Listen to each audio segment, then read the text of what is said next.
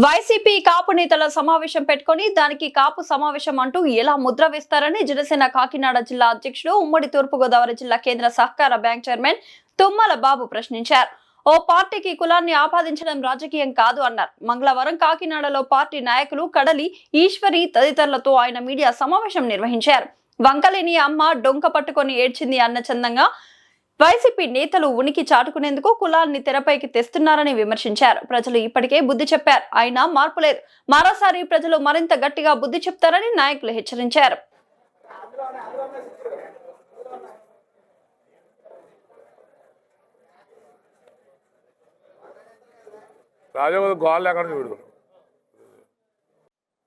ముందుగా పిలిచిన వెంటనే హాజరైనటువంటి మీడియా మిత్రులందరికీ కూడా జనసేన పార్టీ తరపున మీ అందరికీ కూడా హృదయపూర్వక నమస్కారాలు తెలియజేసుకుంటూ ఈరోజు ఈ సమావేశం ఏర్పాటు చేయడానికి ముఖ్య కారణం 2 రోజుల క్రితం కొంతమంది కాపు నేతల సమావేశం అని పెట్టుకోవడం జరిగింది. ముందుగా కాపు నేతల సమావేశం అనేదాన్నే ముందుగా నేను ఖండిస్తా ఉన్నా. అది వైసీపీ నేతల సమావేశం అని పెట్టుకోవాలి తప్పించి కాపు నేతలని వీళ్ళని కాపు నేతలుగా ఎవరు గుర్తించారు, వీళ్ళ కాపు నేతలని చెప్పుకోవడానికి ఎవరు వీళ్ళకి అర్హత ఇచ్చారనేటువంటిది ముందుగా నేను అడుగుతా ఉన్నా. వారందరికీ కూడా వైసీపీ పార్టీలో సభ్యత్వాలు ఉన్నాయి.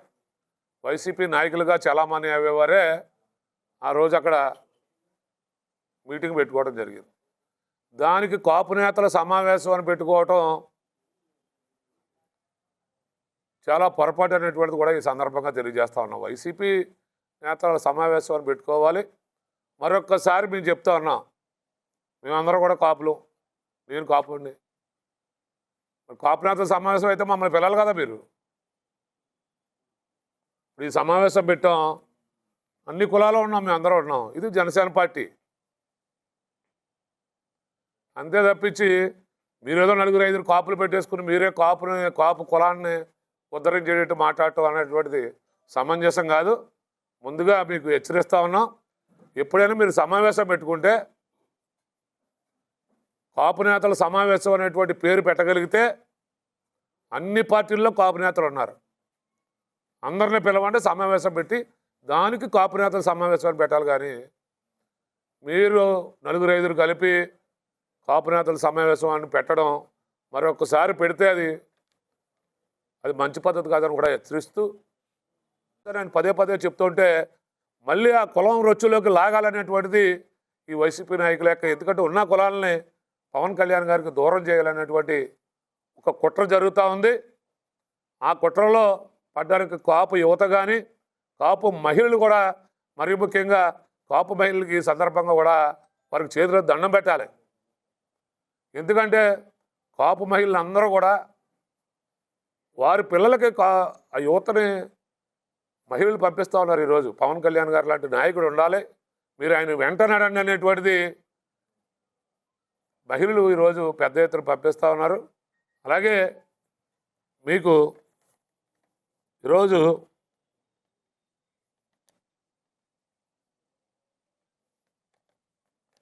పెద్దాపురం నియోజకవర్గంలో ఉన్నటువంటి సామర్లకోట వచ్చి జగన్మోహన్ రెడ్డి నేను కాపులకు రిజర్వేషన్ ఇవ్వనని ఆ రోజు చెప్పాడు. మరి అప్పుడు మీరు అందరూ ఎందుకు ఎదురు తిరగలేదు? మీకు కాపుల మీద అంత ఆసక్తి ఉంటే ఈరోజు పవన్ కళ్యాణ్ గారు వచ్చి ఆయన ఈరోజు ఈ రాష్ట్రానికి ఉప ముఖ్యమంత్రిగా చేస్తూ ఉంటే మీరు ఆయన్ని టార్గెట్ చేసి మాట్లాడటం అనేటువంటిది మంచి పద్ధతి కాదు. మీరు ఎవరైతే కాపులను అనగదొక్కాలనుకునేటువంటి జగన్మోహన్ రెడ్డి ప్రభుత్వంలో ఉన్నారో మీరు అతని మీద తిరగబడాలి. కానీ పవన్ కళ్యాణ్ గారి గురించి మీరు ఇటువంటి అసత్య ఆరోపణలు చేస్తే మేము ఎవరో ఉపేక్షించేది కూడా ఈ సందర్భంగా మీకు తెలియజేసుకుంటూ, ఉదాహరణకి మా ఊరికి రోడ్డు వేయండి అని ఒక కాపు యువకుడు అడిగితే ఆ కాపు యువకుడిని మరి వారు నానా ఇబ్బందులు పెడితే అతను ఆ అవమానాన్ని భరించలేక అతను ఆత్మహత్య చేసి చనిపోతే దాని గురించి ప్రశ్నించేటువంటి నాదుడు లేడు. అలాగే ఆయన పవన్ కళ్యాణ్ గారిది ఒకటే ఒక సిద్ధాంతం. ఆయన ఏంటంటే దేశం బాగుండాలి, సమాజం బాగుండాలి అనేటువంటి పవన్ కళ్యాణ్ గారి కోసం మీరు అసత్య ప్రచారాల్లో మానుకోవాలి. అధికార పార్టీలో ఉన్నారు. అధికారంలో ఉన్నప్పుడు ఇటువంటి సమావేశాలు ఏర్పాటు చేసి, మీరు మొన్న పెట్టుకున్నారు కదా కాపురేతల సమావేశం అని, అటువంటి సమావేశాలు ఏర్పాటు చేసి మరి ఆనాడు మరి ఎప్పటి నుంచో కాపుల రిజర్వేషన్ గురించి చూసేటప్పుడు ఆ రోజు మీ జగన్మోహన్ రెడ్డిని ఎందుకు ఈ రిజర్వేషన్ గురించి మీరు అందరూ అడగలేకపోయారు? అది ఈరోజు మేము కాపులు అని గొంతు చించుకుంటున్నారు కదా. మీరు ఆ రోజు రిజర్వేషన్ సాధించి ఈరోజు మీరు సమావేశం ఏర్పాటు చేస్తే మీకు కనీసం 2-3 యువకులు మేము వెంట వచ్చేవారు. ఆనాడు 2014లో కూటమి ప్రభుత్వం ఈబీసీ ఎకనామికల్ బ్యాక్వర్డ్గా ఉన్నటువంటి కాపులందరికీ కూడా ఆ రోజు రిజర్వేషన్ ఇచ్చింది. మీరు వచ్చిన తర్వాత రిజర్వేషన్ కాదు కదా, కార్పొరేషన్ పెట్టి ఒక్క యువకుడినైనా విదేశానికి పంపడానికి మీరు ఏమన్నా కాపు కార్పొరేషన్కి ఏమైనా డబ్బులు కేటాయించారా? కనీసం కాపు కళ్యాణ మండపాలు కూడా పూర్తిగా నిర్మించినటువంటి, అసంపూర్తిగా సగం గోడలతో ఉన్నాయి కూడా మీ హయాంలో మీరు నిర్మించలేనప్పుడు ఆ రోజు ఎందుకు మీకు కాపులు గుర్తు రాలేదు? ఈరోజు కాపుల గురించి మాట్లాడేటువంటి నైతిక హక్కు మీకు లేదని కూడా ఈ సందర్భంగా తెలియజేసుకుంటూ, అలాగే అన్నారు కాకినాడ రూరల్ వచ్చి పోటీ చేస్తారంటారు. రామచంద్రపురంలో పోటీ చేశారు, మండపేట ఉంది. పంతం నానాజీ గారు మాట్లాడుతూ నా మీద జగన్మోహన్ రెడ్డిని పోటీ చేయమని అడిగారు. అడిగితే మీరేం చెప్పాలి? ఒక వైసీపీ నాయకుడిగా అక్కడ మాకు ఒక నాయకుడు ఉన్నాడు, ఆ నాయకుడు చాలా చెప్పాలి. యాక్చువల్గా ఇక్కడ గతంలో ఎమ్మెల్యే చేసిన కన్నబాబు గారు ఉన్నాడు, లేకపోతే మొన్న కూడా పోటీ చేశారు, ఓడిపోయారు. మాకు ఒక నాయకుడు ఉన్నాడు కదా, ఆ నాయకుడు చూసుకుంటాడని చెప్పాలి తప్పించి ప్రత్యేకంగా మీరు రూరల్ మీద ఎందుకు కన్నేశారనేటువంటిది కూడా ఈ సందర్భంగా ఇప్పుడు నానాజీ గారు మాట్లాడిన సందర్భంలోనే కాదు, మీరు 2-3 పర్యాయాల నుంచి కూడా ఈ కాకినాడ రూరల్ వస్తానంటుంటే మరి ఇక్కడ ఉన్నటువంటి ఇండస్ట్రీలు భయపడతా ఉన్నారు. ఈ సందర్భంగా తెలియజేస్తాం. ఈరోజు ఈ మీడియా సమావేశానికి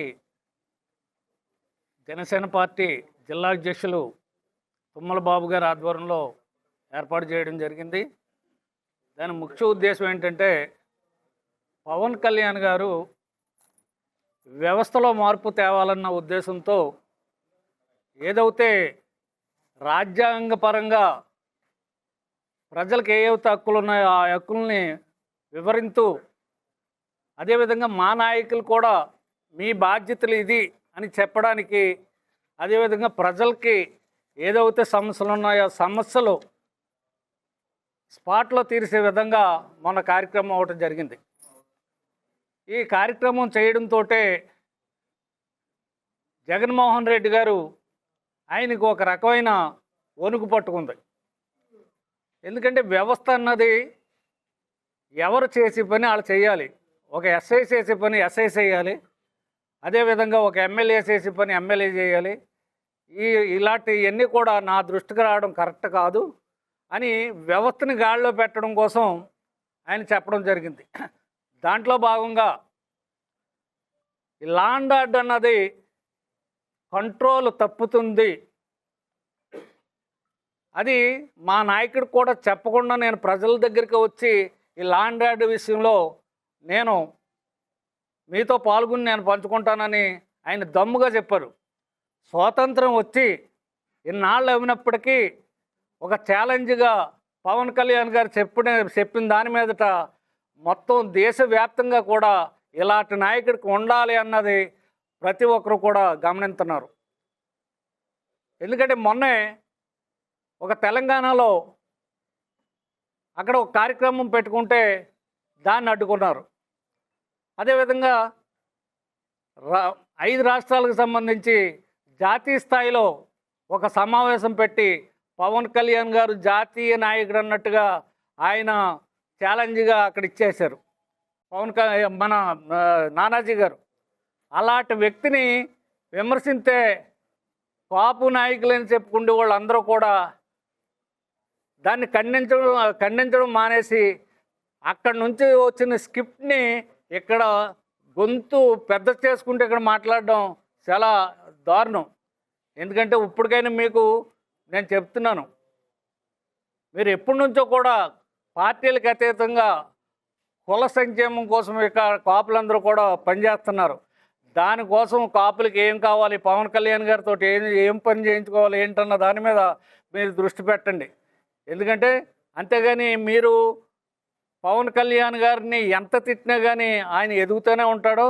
పంచాయత్ రేపు భవిష్యత్తులో కులాలకు అతీతంగా మతాలకు అతీతంగా ఆయన కాబోయే ఒక ధ్రువతారగా రాజకీయ ఉద్దండుడిగా జాతీయ స్థాయిలో ఆయన సత్తా ఏంటో చూపెడతారు. ఏదైతే పేద ప్రజలు, ఎందుకంటే కులాలకు అతీతంగా పేద ప్రజలకు ఏదైతే హక్కులు ఉన్నాయో ఆ హక్కులన్నీ కూడా వాళ్ళ ఫలాలన్నీ కూడా అందించే విధంగా ఆయన దృష్టి పెడతారు. దీని మీద రేపు మీ అందరికీ కూడా గుణపాఠం వస్తుంది. ఎందుకంటే మీరందరూ కూడా పవన్ కళ్యాణ్ గారు, చిరంజీవి గారు దయాదాక్షిణ్యాలతో రెండవసారి పునర్జన్మ అన్నది మీకు వచ్చింది. ఇప్పుడు ప్రతి ఒక్కరు కూడా చర్చించుకుంటున్నారు. వంగ గీత గారు, ఎందుకంటే ఒక కాపు ఆడబిడ్డగా మిమ్మల్ని పార్టీలకు అతీతంగా అందరూ కూడా ఆదరించారు. ఈవేళ నానాజీ గారు మాట్లాడింది కరెక్ట్ కాదన్నం కాదు, వెంకటరెడ్డి అన్నవాడు మాట్లాడింది కరెక్ట్ కాదని మీరు ఖండించి మీరు కాపు బిడ్డగా నిరూపించుకోవాలని కోరుకుంటూ సెలవు తీసుకుంటాం. నా పేరు పెట్ట జానకి రామారావు, ఉమ్మడి తూర్పుగోదావరి జిల్లా కార్యదర్శి నేను. మరి ఈరోజు 2 రోజుల క్రితం మరి ఏదైతే రామచంద్రపురం నియోజకవర్గంలో మరి మీరు కులాల కోసం అన్నారని నేను చెప్తున్నాను. ఆ రోజు మా దళితుల్ని గుండు గీయించిన ఒక వ్యక్తి ఈవేళ కాపులు అందరితోటి సమావేశం ఏర్పాటు చేయడం చాలా దౌర్భాగ్యం. నిజంగా ఈవేళ మేము కాపులకి ఏం వ్యతిరేకం కాదు, ఎస్సీలు ఎవరు కూడా. కానీ మీరు చేసింది ఏంటంటే, ఇవాళ బొత్స సత్యనారాయణ గారు కూడా అక్కడికి వచ్చారని మాకు తెలిసింది. బొత్స సత్యనారాయణ గారు మీరు వైఎస్ఆర్ కాంగ్రెస్ పార్టీకి ముందు మీరు కాంగ్రెస్ పార్టీలో ఉన్నప్పుడు ఈ జగన్మోహన్ రెడ్డి మీద మీరు ఏం మాట్లాడారు మీరు ఒకసారి గుర్తు చేసుకోండి. ఆయన చనిపోయిన దాంట్లో కూడా వాళ్ళ కుమారుడు హస్తం ఉందని చెప్పినటువంటి పెద్ద మనిషి మీరు. అటువంటి మీరు మరి ఏ ప్రలోభాలకు లొంగి వేళ వైఎస్ఆర్సీపీని వెనకేసుకొస్తున్నారో మాకు తెలియడం లేదు.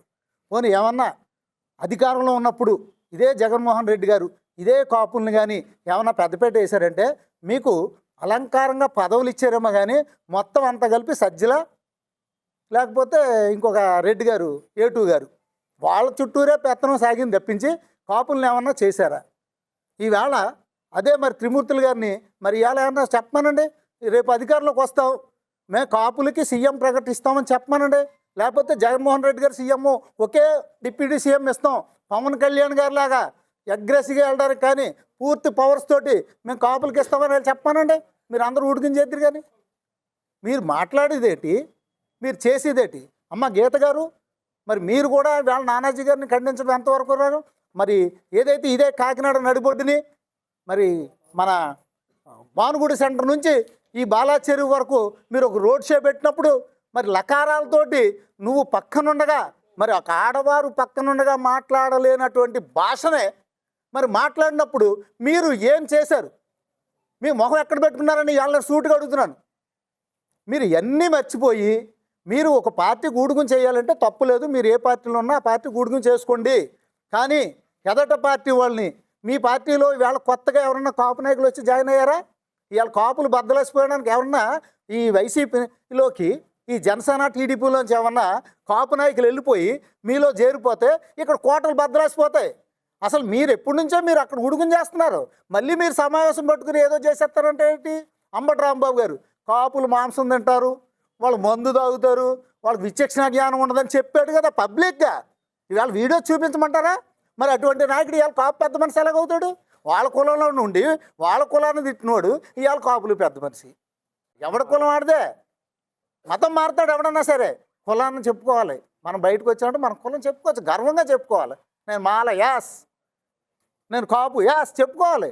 అంతేగాని కులం లేదని మాత్రం అనకండి. కులం ఉంది, కానీ ఈ కులాలన్నీ కలిపే ఆలోచనలు మాత్రం పవన్ కళ్యాణ్ గారు నాకు తెలియజేస్తూ, పవన్ కళ్యాణ్ గారి మీద కానీ మా జనసేన నాయకుల మీద కానీ ఎవరన్నా అవాకులు చవాకులు పేలితే మాత్రం ఇంకా చాలా ఉంది. అంటే మీరు ఎక్కువ చెప్తున్నాను, చాలా చాలా సీరియస్గా మేము కూడా యాక్షన్ తీసుకోవడం సిద్ధంగా ఉన్నాను తెలియజేసుకున్నాను. నమస్తే. మీడియా మిత్రులందరికీ నమస్కారం అండి. ఈరోజు మా జిల్లా అధ్యక్షులు తుమ్మల బాబు గారు ప్రెస్ మీట్కి పిలవడం జరిగింది. ఈ ప్రెస్ మీట్కి కారణం మా మనోభావాలు దెబ్బతిని మేము ప్రెస్ మీట్లు పెట్టడం జరుగుతుంది. దానికి అంటే కాపులు అని చెప్పుకోవడానికి కూడా సిగ్గుపడే విధంగా వైఎస్ఆర్లో జాయిన్ అయిన కాపులందరూ కూడా వాళ్ళు మీటింగులు పెట్టుకుని మా నాయకుడిని టార్గెట్ చేయడం అనేది చాలా బాధాకరంగా ఉంది. ఎందుకంటే మా నాయకుడికి కులమతాలు పట్టింపు లేదు, అందరూ ఒకటే అనుకునే నాయకుడిగా మేమందరం ఆయన వెనకాల ప్రయాణం చేస్తున్నాము. దాని గురించి ఇప్పుడు చెప్పుకోవాలంటే వైఎస్ఆర్లో ఉన్న రెడ్లు ఎవరన్నా కుల మీటింగులు పెట్టుకుంటున్నారా అండి? అలాగే వైఎస్ఆర్లో ఉన్న చౌదరీస్ ఎవరన్నా కుల మీటింగులు పెట్టుకుంటున్నారండి? అలాగే వైఎస్ఆర్లో ఉన్న బీసీలు ఎవరన్నా కుల మీటింగులు పెట్టుకుంటున్నారా? లేదే మీ కాపు నాయకులే ఎందుకు మీటింగులు పెట్టుకుంటున్నారు కుల మీటింగులు? అంటే ఒక మా పవన్ కళ్యాణ్ గారిని టార్గెట్ చేయడానిక? మీరు ఎంతమంది ఎన్ని చేసినా ఆయనకుండే ఆయన మనోభావాలు, ఆయనకుండే ఒక పార్టీ మీద ఏంటి, ప్రజల మీద ఏంటి అవగాహన కూడా మీకు ఎవ్వరికీ లేదు కాబట్టి ఇటువంటి కుల మీటింగ్లు పెట్టుకుంటున్నారు. ఆయన అందరినీ సమానంగా చూసే మనిషి అయినా మీరందరూ కూడా మొన్న మన వంగాగీత గారు చెప్తున్నారు, నానాజీ గారు ఏదో తిట్టేశారు, ఏదో అనేశారు, వాడు వీడు అంటున్నారు. వాడు వీడు అన్నందుకే మీకు అంత బాధ వస్తే మరి ద్వారంపూడి చంద్రశేఖర్ రెడ్డి గారు నిండు సభలో మా నాయకుడిని తిట్టినప్పుడు ముసిముసి నవ్వులు నవ్వారు కదా మీరు. ఆ రోజు ఏమైపోయింది? అయినా నానాజీ గారు కాపు నాయకుడే కదా, ఆ రోజు మీకు బాధ అనిపించలేదా? జగన్మోహన్ రెడ్డి గారు ఆడు అన్నందుకే మీకు అంత బాధ అనిపిస్తే ఆ రోజు ఆయన ఏం బూతులు తిట్టారో మా నోటితో మేము చెప్పాం. మీరు ఒక్కసారి చూసుకోండి ఆయన ఏం తిట్టారో. అప్పుడు మీకు సిగ్గు అనిపించలేదా? ఆడు అన్నందుకే అంత బాధ వచ్చేసిందే మీకు. ప్రెస్ మీట్లు పెట్టి మా నాయకుడిని ఇలాగ అనేసారు, అలా అనేసారు అంటున్నారు. ఆయన ఎప్పుడూ కూడా మా అందరికీ కూడా ఒక కులనాయకుడిగా అనుకోం మేము. ఎందుకంటే నేను పదే పదే చెప్తుంటాను, ఆయన కులాలను కలిపే ఆలోచన విధానం అని వచ్చారు. అలాగే మా అమలాపురానికి కాపులకి సెట్టుబల్జరికి ఎంత వైరం అయ్యేదో అందరికీ తెలుసు. ఇప్పుడు అటువంటిది కలిసి నడుస్తున్నారు, కలిసి ప్రయాణం చేస్తున్నారంటే అది మా నాయకుడు లాంటి నాయకులు ఉండబట్టే. అది మీరు అందరూ అర్థం చేసుకుంటారని చెప్పేసి మేము మిమ్మల్ని తిట్టడానికో లేకపోతే మిమ్మల్ని ఏదో అనడానికో మేము ఈ ప్రెస్ మీట్లు పెట్టలే. ఇంకో విషయం, మీరు మీ నాయకుల్లో ఒక నాయకుడు, పెద్ద నాయకుడు ఒక ఆయన మార్చుకున్నాడు కదా పేరు. అలాగే మీ కాపు నాయకులందరూ కాపురెడ్డి అని చెప్పేసి ఒక ముహూర్తం పెట్టుకుని నామకరణం చేసుకోండి. అప్పుడు మీరు ఎన్నన్నా సరే కాపులు ఎవరు ఇంకా స్పందించరు. ఎందుకంటే వాళ్ళు రెడ్డిలో కలిసిపోయారు కాబట్టి అన్నీ మీ కులాల్లోనే మీరే పెట్టుకుని వైఎస్ఆర్ కాంగ్రెస్ పార్టీ ఏ విధంగా చేసిందో, ఏ అరాచకాలు చేసిందో మీ అందరికీ తెలుసు, కానీ బయటికి చెప్పుకోలేరు. అంటే ఆ ఆయాంలో మేము చూసింది మేము కూడా మాకు తెలుసు. వైఎస్ఆర్లో మాకు తెలుసు వాళ్ళు ఏమేం చేశారు. ఒక నాయకుడు ఉన్నాడంటే ఇంకొక నాయకుడిని ఎదగనివ్వరు. మర్రి చెట్లు అంటోళ్ళు మీరు, మర్రి చెట్టు కింద మొక్కలు పెరగవు. అలాగా మర్రి చెట్లులాగా ఎవరిని ఎదగనివ్వరు. మీకు మీరే మేము గొప్ప అనుకున్నట్టుగా ప్రవర్తిస్తారు. మీ అందరి సంగతి మాకు తెలుసు కాబట్టి ఒక మంచి రోజు చూసి నామకరణం చేసుకుని మీకు రెడ్లుగా మారిపోండి. సిగ్గులేని ప్రవర్తనలు ప్రవర్తించకండి. ఎందుకంటే ఒక నాయకుడు ఏదన్నా వచ్చాడు బయటికి అంటే మీరు అయితే అభినందించండి. అయ్యో కులాలను కలిపే ఆలోచన విధానం ప్రాంతం, ఒక ప్రాంతం అని కాదు, ఏ ప్రాంతంలో అయినా సరే ఆయన వెళ్తారు. ప్రతి ప్రాంతంలోనే ఆయనకి ఎందుకు జేజేలు కొడుతున్నారు, ఆయన ఎందుకు దేవుడిగా పూజిస్తున్నారు, అది కూడా మీకు అర్థం కావట్లేదా? ఆయన ఒక మనోభావాలు, ఆయన ఒక మైండ్ సెట్ ఎలా ఉంటుందంటే అందరూ ఒకటే, నాకు కులమతాలు లేవు అనే విధంగా ఆయన ముందుకు దూసుకెళ్తుంటే ఆయన టార్గెట్స్ చేసి మీరందరూ కూడా ఇలా అనడం చాలా బాధాకరంగా ఉంది. మీరందరూ మరొక్కసారి మీ అందరికీ తెలియజేస్తున్నాం, పవన్ కళ్యాణ్ గారి జోలికి వస్తే మాకు వాళ్లే కాదు, కాపులే కాదు, ఎవ్వరూ కూడా ఊరుకోరని చెప్పేసి మీకు అందరికీ తెలియజేయడం జరుగుతుంది.